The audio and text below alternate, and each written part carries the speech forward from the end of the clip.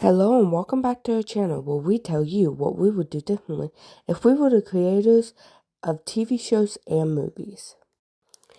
This video will be a little bit different because I am going solo. Now, as you all saw from the title, I'm rewriting Charmed. Now let's get right into it. Season 1 takes off with Maggie sneaking around the house and Mel catches her. Mel then tells Maggie to take off her boots. Maggie tells Mel that she needs to throw a party. They start to argue a bit before getting interrupted by their mother, who's on the phone and seems to be arguing with someone. Mel and Maggie then hear their mother say, "This is not a witch hunt. This is a reckoning and I want him out." Mel and Maggie leave just a few minutes later. Mel and Maggie receive a text a little while later. At this time, Maggie isn't answering her phone, so Mel goes to find her.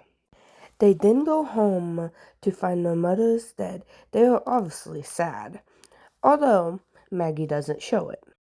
So honestly, I think I would add in a scene showing how hurt she really is. Because to be honest, I think that this would have added a lot of context to the storyline. Later, we see Mel and Nico talking in a coffee shop, where Mel reveals that Nico left her right after her mother died. Then later, we see Mel and Nico get back together. So honestly, I don't think it makes so much sense for Nico to leave Mel in the first place, just to get back together with her later. So honestly, I would probably make it where they never broke up. Later we see where Nico almost got hurt because of Mel's powers, so Mel cast a spell to make it as though her and Nico never met. Obviously, this had major consequences, and Mel, who was once a teaching assistant, never got the job since, as she revealed previously, Nico woke her up for her job interview. And Nico, who was once a detective, was now a private investigator. I honestly think that they should have just taken Nico out of the law enforcement completely and have Nico be like maybe a reporter or something. And yeah, I know what you're thinking. That's how Nico shows back up in Mel's life. But that's why I'm adding a scene where Nico has to go on a business trip, pretty much for the same reasons. Pretty much, Nico will interview Mel because she thinks that Mel knows something. Later on, Nico will pretty much just give up on her investigation that Mel knows something about the Sakana. Later, we see Mel and Nico talking, where Mel reveals to Nico what she had done, which almost becomes too much for Nico to handle. When Macy was born, she was brought back by a necromancer because she was stillborn. Mercer and Dexter had made a deal with the necromancer that they would have a year with Macy, then Mercer could never look at Macy again or Macy would die. Macy's resurrection required demon blood, which is where Macy gets her darkness.